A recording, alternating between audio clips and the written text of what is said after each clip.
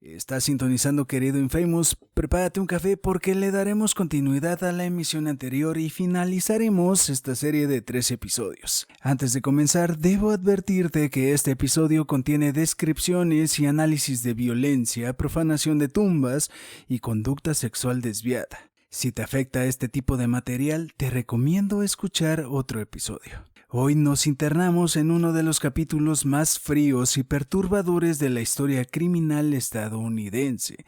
Monstrol, la historia de Ed Gein, la nueva entrega del proyecto True Crime que llega a Netflix y explora la vida, los crímenes y la mente de Edward Ed Gein. En esta emisión te compartiré un análisis profundo, documentado y también íntimo, no solo los hechos, sino el paisaje emocional que rodea a un hombre, a sus víctimas y a una comunidad que no supo cómo contener el horror hasta que explotó. Es momento de que respires hondo. Esto será crudo, pero necesario para entender cómo nacen ciertas monstruosidades humanas. Ed Gein nació en 1906 en el rural condado de La Crosse, Wisconsin. Vivió la mayor parte de su vida aislado en la granja familiar en Plainfield, bajo la influencia dominante de una madre religiosa, autoritaria y profundamente crítica.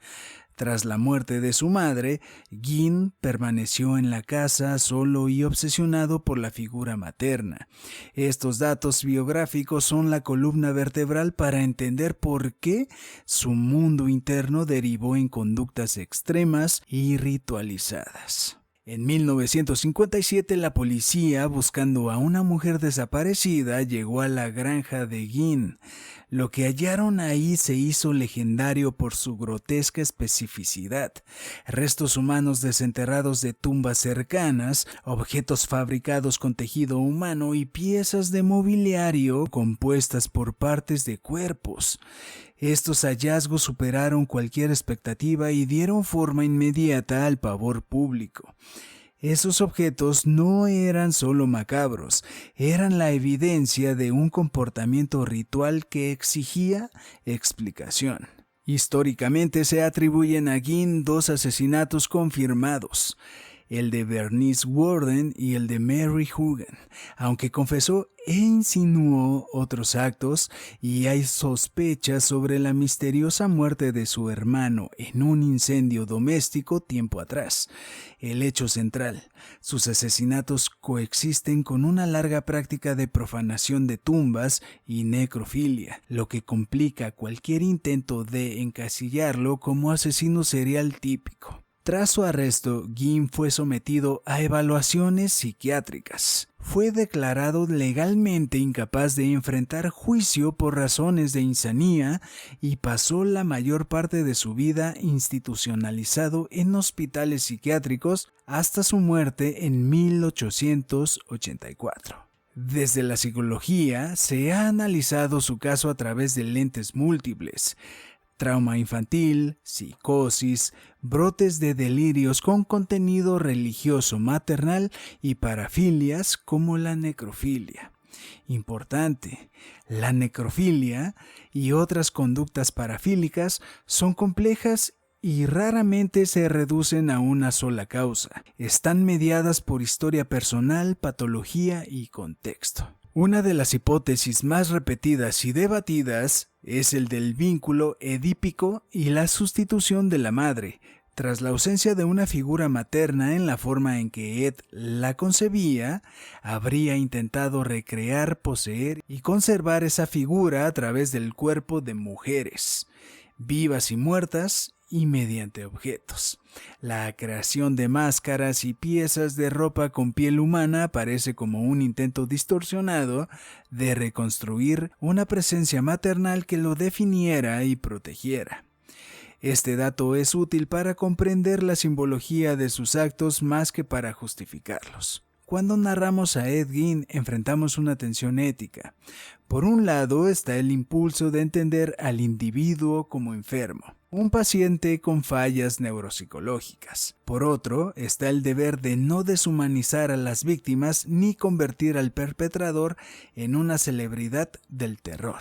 Las ficciones que se inspiran en Gein Norman Bates, Leatherface, Buffalo Bill muestran cómo la cultura popular transformó hechos reales en arquetipos del miedo, a veces minimizando el sufrimiento real detrás del mito.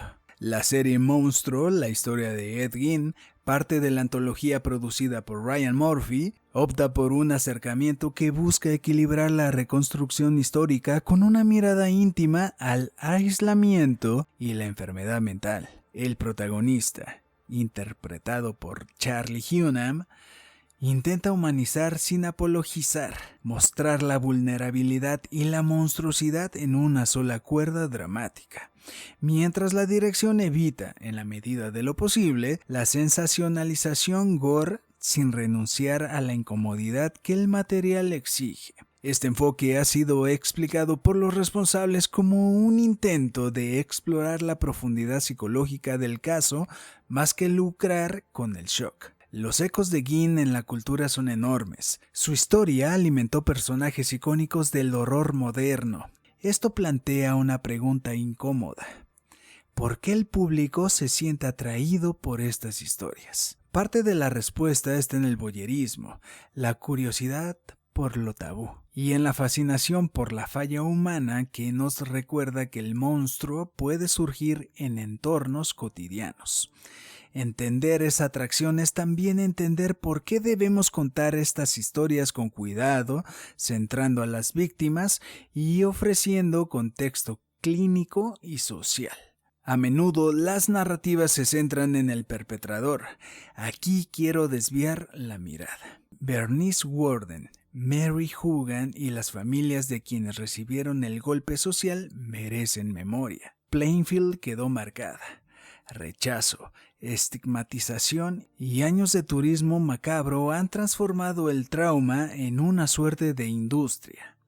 La serie y los documentales deben recordar que detrás del morbo hubo personas cuyos nombres y vida fueron arrancadas.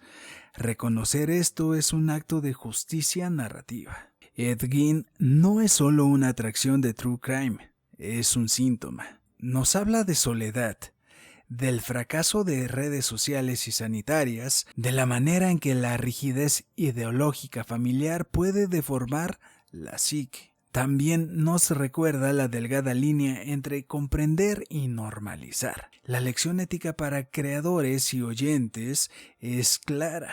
Consumir estas historias exige responsabilidad emocional. Si sentimos repulsión, reflexión o incluso morbosa curiosidad, que esa reacción se transforme en preguntas sobre prevención, salud mental y empatía por las víctimas. Hoy en directo hemos dejado claro que, después de ver Monstruo, la historia de Ed Gein, si te quedó un sabor agrio, es legítimo. Y es porque has mirado de frente algo que la cultura preferiría mítico y distante. La crónica de Ed Gein nos obliga a mirar la ruralidad, la medicina mental y la soledad social como factores que, combinados en circunstancias extremas, pueden producir horrores. La serie de Netflix reaviva esas preguntas.